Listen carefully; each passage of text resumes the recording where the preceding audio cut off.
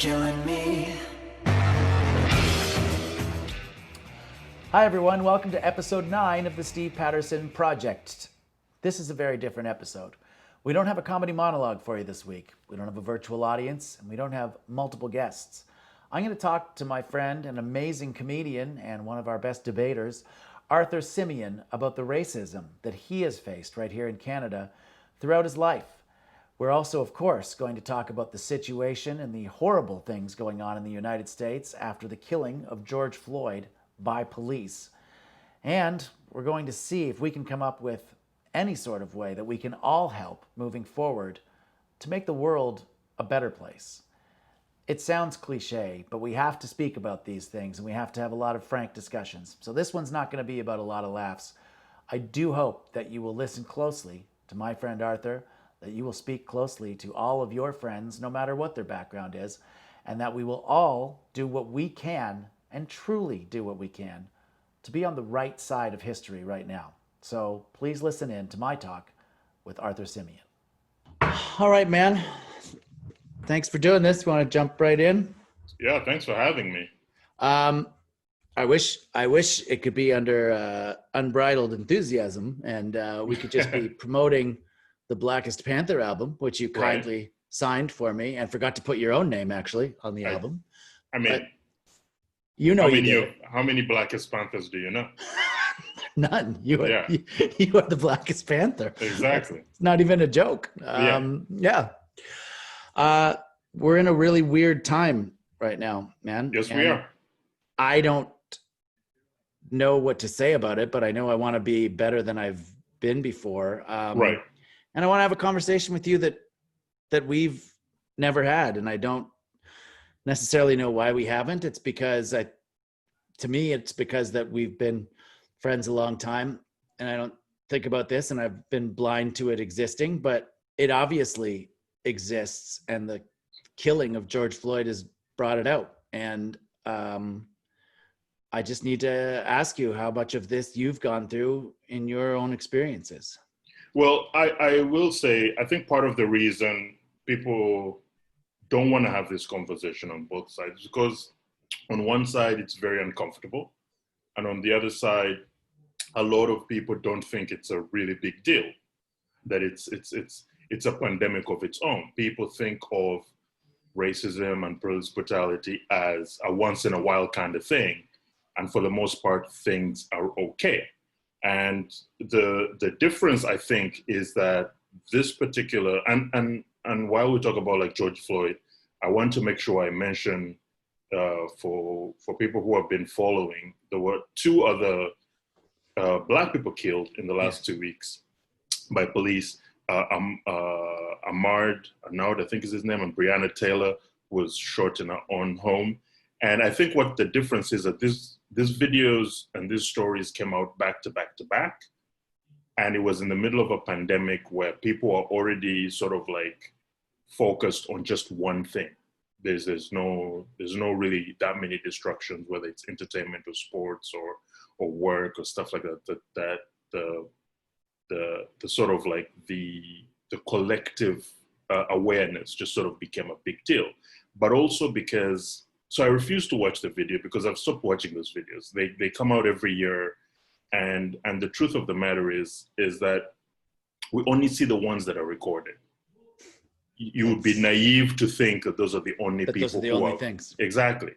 So I think this one is different because people finally saw, whether they've been ignoring it or not, people finally saw what it is to be helpless in the face of power.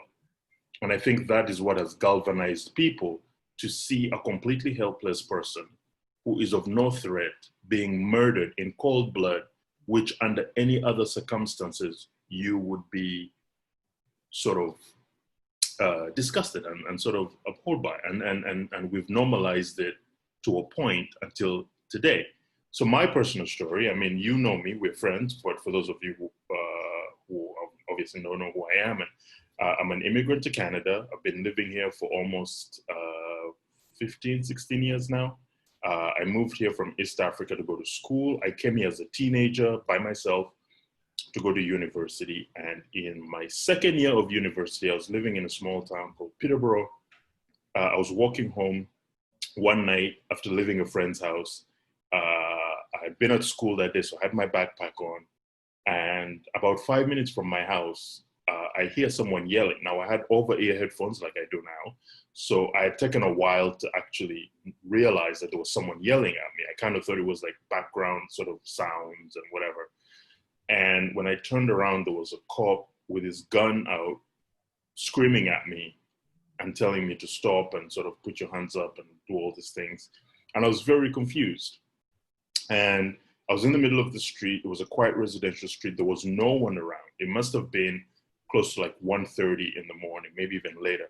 And they asked me, so then I turn around, I see him, and then I realize there's another cop car pulling up, and they've sort of blocked off both ends of the street, because I guess they thought I was going to run or something like that. And he asked me to put my hands up. I put my headphones down. He asked me to get down on my knees. And he asked me to take my backpack off and put it away. He asked me where I was going. I told him I was going home. He asked me where I lived. I gave him my address. And I just sort of followed all the steps according to what he was doing. And at the end of it, they asked me to open my backpack. They pretty much flipped it and poured everything on the street. And it was a backpack. It had books, a water bottle, like just stuff that a student would have. And then they just smiled and walked away. And I wasn't in the process of committing a crime. They didn't even give an explanation for why they had stopped me. I was also 19 years old. I'd been living in Canada for maybe a year and a half. And I didn't fully understand what was going on, because these are not conversations that you have when you're leaving your home. You know, you're taught on the difference between the currencies and what to expect about the weather, how to dress. You know, they give you all this information as an international student, as a foreign student. They never give you information on what to do when you're faced with a problem like this, because the truth of the matter is, where are you going to report this when the perpetrator is the person you're supposed to run to? Okay? And so I felt shame. I remember going home, I called my mother and I told her what had happened, and we sort of talked about it. And she didn't know what to do either, because she lives half a world away. And her whole thing was like, who can you talk to at the school? And I was like, I don't know, because at the end of the day, they have to go talk to the police. Right. And there was no one around. So it's going to be A, my word against theirs. And two, I can't imagine, now that I've seen all these videos over the years, what would have happened if I had been drunk and belligerent. Or you know, who knew if we'd be having this conversation? But people like to focus on that. And the reason why I'm happy that we're having this conversation, and the reason why I'm happy that you've asked me, like we've never really had this conversation, is people focus so much on this end product that is death. And they don't realize that it starts very small. It starts very small and it builds. Police officers in America and in Canada are not aliens that come from another planet. They are raised within a system that dehumanizes a certain group of people and therefore makes it okay, makes their lives expendable, whether it's indigenous people, black people, or whatever it is. Like they grew up in a system that says it's okay to sort of, these lives don't count as much as the rest of ours. And the reason I bring that up is because you asked me about like the stories, and I've given you the one that happened in my second year, but I want to share two stories that I consider the mild version of what happens, because the extreme is when the police get involved. The milder version is, I'll give you one. I was in a mall, just in a shoe store. It was winter time. I had a winter jacket on, zipped all the way up. Again, headphones on, just looking around the store. And in the middle of looking around, a woman walks up to me, a white woman walks up to me and says, "Excuse me, can you please find me a size something in this shoe?" I'm sorry, where was this? What city was this? It was in Toronto. Toronto, okay. Toronto, Dufferin Mall, if people, who are familiar with the city know where that is. And I lost it. I became so angry and started screaming at this woman. And the person who actually worked at the store had to walk over, drag her away, and come back to me and say, "I'm really sorry about that." because they heard how much, you know. And then she turned around and basically played victim. She's like, what's the big deal? Why are you so angry? I just needed help. And in what world does someone who works in a retail store wear their winter jacket buttoned up with over-ear headphones? Because that's how retail people work. Like there's that inherent idea that someone of my skin color is there to serve. To serve. Right? Like there's no way in the world I'm a customer just like her. And in that moment, people wonder, why are you so angry? And I say, it's very difficult to be rational when you're faced with such an irrational moment. Because I was having a quiet afternoon by myself, just window shopping.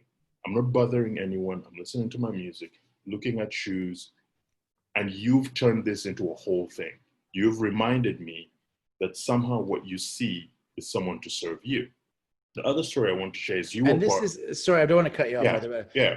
What's crazy to me, and maybe it shouldn't be, but we're in the city of Toronto. The city of Toronto has people from all walks of Very life diverse. within it. Yeah. I would not forgive that, but expect it more in a rural small town community, Right. where they don't have as many Right. new Canadians, and there's lots of them all over the place. But to hear that that's happening in the city of Toronto, and obviously it is it's somehow more disheartening to me that we're on the periphery of things, or on the how we present ourselves as this Right. multicultural, fantastic place. Absolutely. Yeah. and there's a lot of work to do. Anyway, I'm sorry, I didn't mean to cut you off. No, I agree. And I like that you said that, because part of the narrative that is spread is that this is a rural Canadian thing, that this is a small group of ignorant people that don't know what they're doing. When that's not true at all. For those of us who have been on the other side of it, we know the fact that it's all across the board.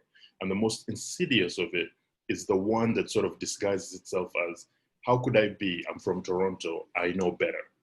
And that's not true, because that small moment of reducing someone to, oh, you're here to serve me, is so impactful, because, like I said, I'm just going about my day, and you decided to make your day about me and my day about you. The other story I want to share real quickly happened with you around, and you were present for this. And I don't know if you remember it, because we obviously have very different perceptions of this. But you and I have worked together before in the past, and we worked on a show together called Smart Associates. And one day you called me up and asked me to do some work on sound. Like there was some audio pickups that we had to do for this show that we were trying to work on. And we went to the production office to do this work, you and I, and we had a sound guy. And in the middle of that, one of the executives walks in and is sort of talking about the process that you were going through, because this was your project. You had been kind enough to include me and a few other comedians in trying to bring this vision to life. And she talked about the fact that she was just about to jump on a call with the network that you were trying to pitch the show to. And she said, I don't know if you know, but the network has a diversity clause. So it's a good thing you have Arthur over here. What the And she said it so dismissively and so casually, and I nearly lost it. And I don't know, and the reason I say if you don't, because I immediately said, excuse me, I'm going to the bathroom. And I walked out of the room. And by the time I came back, she had left. And for me, that moment stood out because A, she reduced my entire creative contribution to the color of my skin and thought it was funny. And secondly, the fact that I didn't say anything was because I was like, you know what? I don't want to be the difficult person.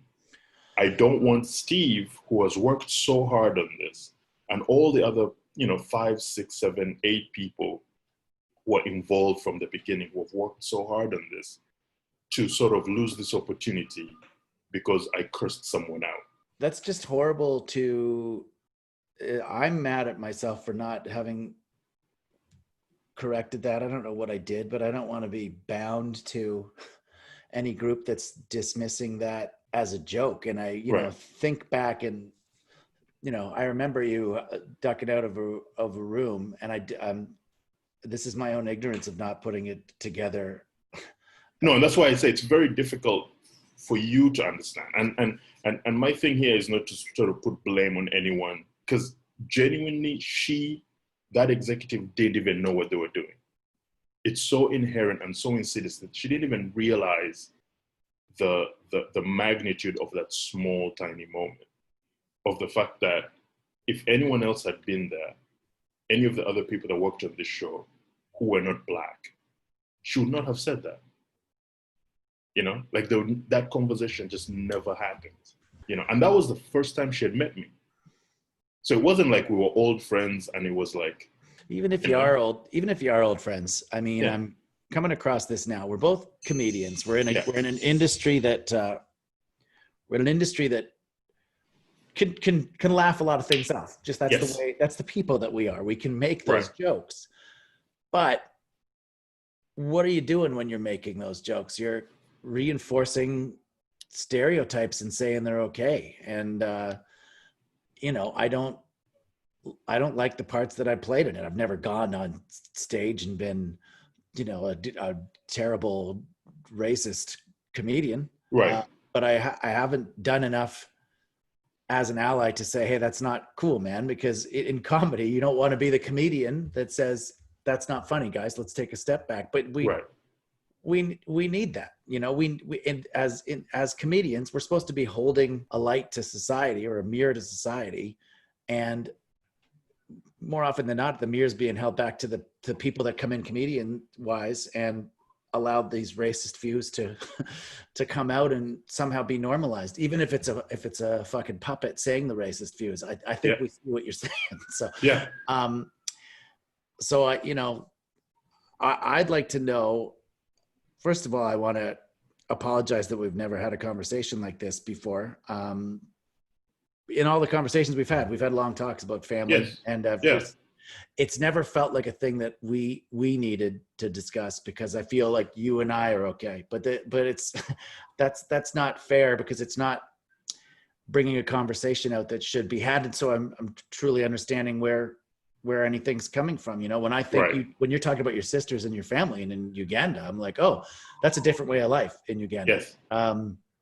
But I'm not thinking about how you're being treated differently here in Canada, which is supposed to be this beacon of acceptance. And when you were deciding to come here, what was presented to you as Canada? Did they say, oh, we love everyone from everywhere? What pretty much a kind of sort of more accepting, cold a country. They definitely make sure they remind you that it's a bit chilly, but they present it as a kind of a more accepting place than America, because that's always the comparison that people make. It's the politeness, it's accepting, and I think that's doing even more damage than good, because like we've discussed, the individual stuff, the stuff where you run into law enforcement. And by the way, that's just one story of like 5 that I have. And I've only lived here my adult life. Imagine for those who have older than me and lived here their whole lives. But it is systemic. And I like that you mentioned how comedians should play a role, because like the truth of the matter is it's so widespread and so ingrained, and there's a toxicity to racism, and especially anti-Black and anti-Indigenous racism, that is, for example, you're a news guy. The National Post yesterday ran a story that the headline, I haven't even read the story, but the headline was, Canada is not a racist country despite what the liberals say. Because racism is a liberal hoax, is basically the meaning of that headline. And here's the thing. You know very well, you and I both know, the people involved in publishing this know that's not true. They know. They're not, these are newspaper editors and publishers and everything and writers. They know it's not true, but they do it because they know it's going to cause a stir, and it's going to drive eyes to their website and their socials, and that's just going to be more ad revenue. So what's the big deal if it's going to affect the mental health and the physical health of people who have been abused their whole lives if we can make a few extra bucks? And no one's going to say anything. People are going to tweet about it, and there's going to be social media posts about it. But at the end of the day, they're going to be an institution that stands tomorrow with no consequences whatsoever, you know? Well, I'm glad you mentioned that in particular, because I didn't read the article. I didn't have to. I saw the person that wrote it and I saw the headline, and I knew it wasn't going to be worth reading. And the National Post is it's not even a news organization. It's conservative propaganda. And if people want to equate conservatism with pretending that racism doesn't exist, which is racist, by the way, then they should just call that publication the National Third Reich or whatever they want to call it, because that is a racist view. And if anyone's going to be associated with that, I mean, you want to if people want to take them down, and they should get on them about who would advertise with this. What are you saying by supporting these views? So, and that's what I'm saying. It's like, it's not even like, because conservatism should never be about dehumanizing people. No. Like, I'm all for conservatism if you're talking about things like taxes, hell, even immigration. You can hide and behind it. Like, there are policies that I'm willing to discuss with you.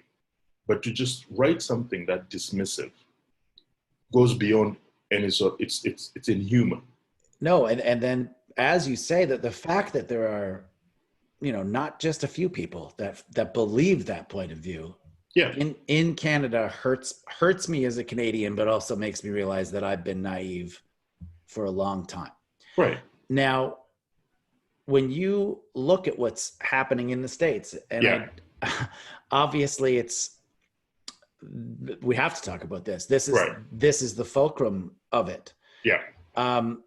Does the murder of George Floyd become an actual tipping point? Right now, it's a police state down there. I don't know what else to say. Every day there's dozens, if not hundreds, of videos of police brutality in the midst of a protest against racism and police brutality. So it's a crazy, I guess, pretty fitting, almost a Russian doll of stupidity and hatred. And I don't think anyone can truly say, well, this is how we solve that. But as individuals who want to be part of the actual fight against this, what can I do as I hate to say the word ally because everyone's using it and I fucking hate it, but as a friend of people, as someone that believes that everyone should be equal and presented equally and given equal opportunity, what do you think individuals can do that want to be part of that fight? I don't care if they're black, white, brown, or whatever color they are. Like I said, start from the beginning and start with you and your own preconceived notions that you might have.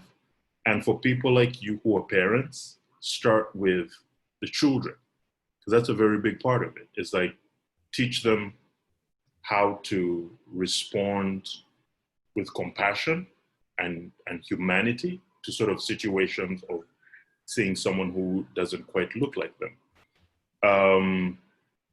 The bigger part is more difficult because I really, like I said, like this is so, just to give you another example, you and I are sports fans.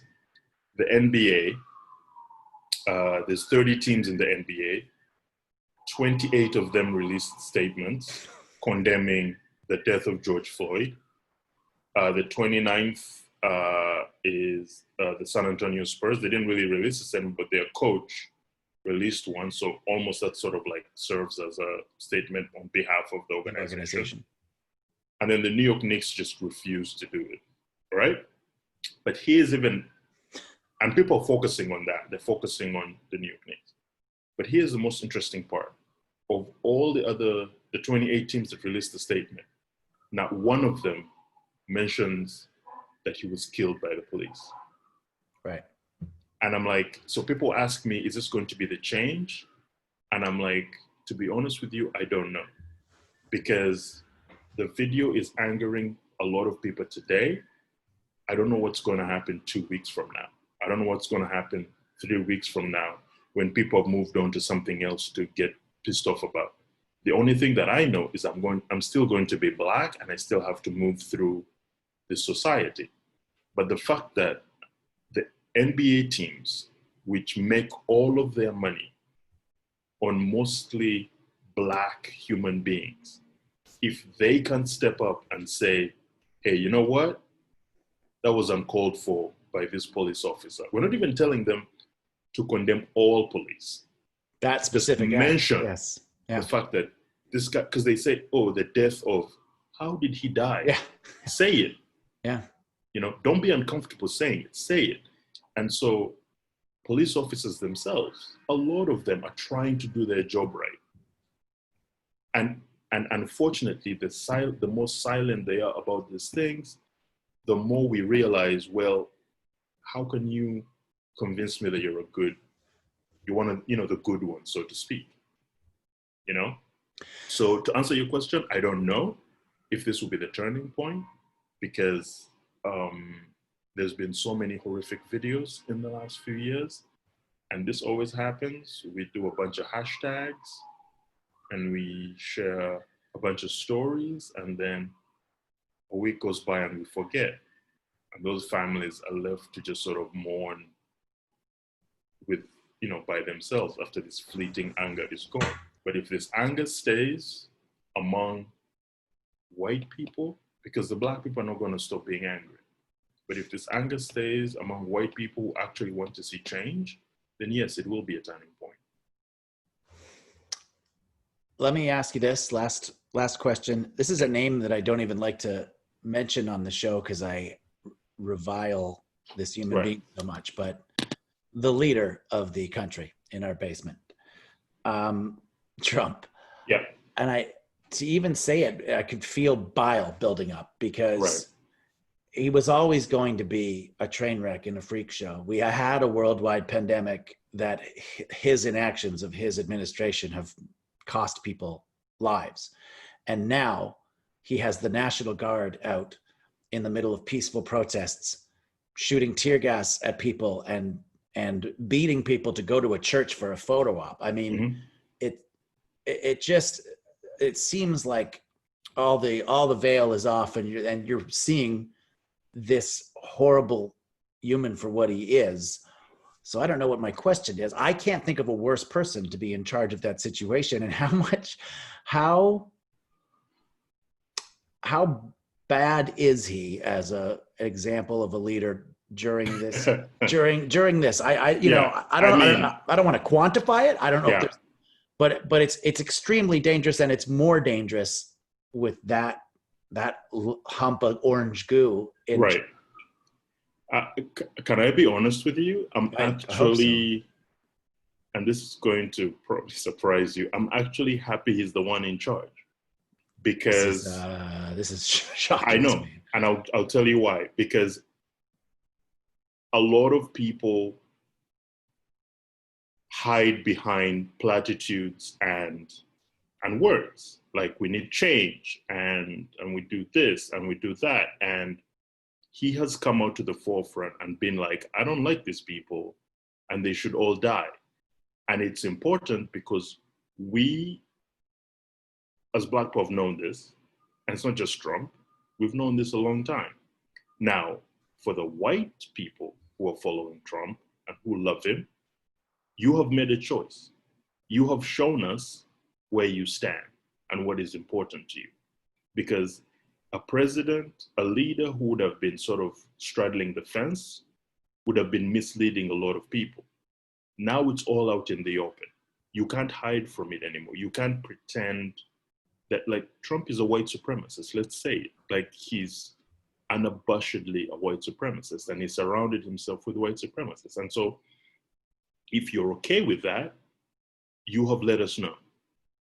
And so for pundits, for journalists, for analysts, for athletes, for entertainers, for carpenters, for any sort of person that would have given excuses, because there's always a multitude of excuses when it comes to this stuff. But maybe it was a bad day. Maybe this is what he meant. There's none of that. You don't need to translate what he's saying. And so it's clear cut, and again, it goes back to the conversation of like, those who want change have seen what the extreme version of hate looks like. And if it might not affect you in your day-to-day life, but you have seen what extreme hate looks like, and it's up to you now to make a stand. So if you don't do it, then we will all know. We will all know that your words on Facebook were hollow and that you didn't really, want things to change. I genuinely feel for Americans and specifically Black Americans, because I hope they have the power to change things. But really, white Americans who understand the pain have no excuse now. They can't hide behind, but we gave you Obama. They can't hide behind moderation. They can't hide behind, but like, what about, no, it's like you have all the evidence in front of you. Like if it's a case in court, the prosecution pretty much has video with the perpetrator, committing the murder. And endless video, as we pointed out. I mean, George Floyd's and I don't even sadly I don't even think it's the latest, because I just saw something else out of Louisville, Kentucky, and a Black man was killed in the midst of this. A man that gave free food to police whenever he couldn't barbecue. I don't know all the circumstances surrounding it, but at this point, if you tell me at this point, and maybe this is part of a solution, I don't know. Right now, if you said a Black man was shot by the police, I hope that the majority view of the world would be that police officer was a racist and did that incorrectly, as opposed to what it is now. Oh, I wonder what the Black person did wrong. Exactly. Because the fear is real. So again, to go back to, so individually, for people, teach your younger ones and teach yourself. Yeah. The next time you're picking up a book on, try and elevate the voices of Black authors or Indigenous authors. Next time you're buying anything, flowers, bread, something, look into a business that's minority owned. Like, try and equal the economics. Look at the hiring policies of different companies, and make sure that these changes are real and they're not just sort of like shallow sentiments on social media. It's always easier said than done. I just I'm glad that we're talking about it. I'm glad that everyone's starting to talk about it. But as you point out, talk is cheap, and man, it's a scary, scary time that we're living in. I hope more people realize that we're living in it together. I can't pretend to understand the struggles that are going through, and but I do want to be an ally, and saying nothing is saying something bad about yourself, I think. No, absolutely. And it's going to take a level of selflessness for people who don't quite understand what it's like. It doesn't matter that it doesn't affect you. It's going to take a selflessness. Like, the way I look at it now is like, racism should be treated as a public health crisis. We just had COVID-19. When it struck and innocent people were dying, they said, let's shut everything down until we figure out how to protect people. Same thing happened with smoking. When secondhand smoke was killing innocent people, what did society do? Let's ban smoking indoors. Let's take it outside. And don't get me wrong, people are still smoking and, dying from lung cancer and all that stuff. But it's like, we've tried to mitigate the fallout. Same thing with racism. Innocent people are dying, and steps should be taken to mitigate the thing. Racists are not going to go away overnight, but we can save lives in the meantime. Well, thank you, brother. This is the most sober conversation we've ever had, and probably certainly the most important one. So I appreciate you coming on and talking frankly with me like this. No, I appreciate you having me on your platform, and this is important. I'm grateful that I'm able to talk about it, and I'm hoping this is not the last conversation you and I have about it. just It won't be. as privately, but also publicly. Please continue to use your voice. You have a platform. You have people who listen to you. Use your voice to explain to people that this is it, it's horrible. It's heartbreaking. It's disheartening. It's keeping people up at night, and it's a scary thing to see that much unbridled hate for something I can't control. I can promise you that, my friend. I can promise you that I'll keep these conversations going, and I apologize that I haven't done it before. But I'm going to do it now, and I'm going to encourage everyone that I know to do it. You know, we all have a voice, but however big your voice is, if you can change one person's mind, who knows how much you can, how much that spreads out. So Absolutely. thank you very much again, my friend. And Thank you, buddy. I'll talk to you soon. Irish whiskey Thanks. soon. Yeah. Absolutely. I can't wait. Thanks, brother. Bye.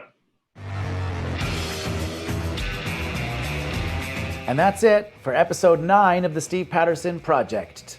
Certainly not our funniest, but I think our most important. I want to thank my friend Arthur for opening up to me and for telling us about the experiences that he's been through. You need to speak with your people, all your friends, all your associates, and you need to actually do what you can do right now to be on the correct side of history. Here are some links to go to if you want to help with donations to various worthwhile causes. We'll see you next week for episode 10, which is our season finale of the Steve Patterson Projecttt. We'll have the comedy monologue again. We'll bring the writers back, and we'll try to have some laughs through these troubling times. Be careful, take care of each other, and we'll see you next week.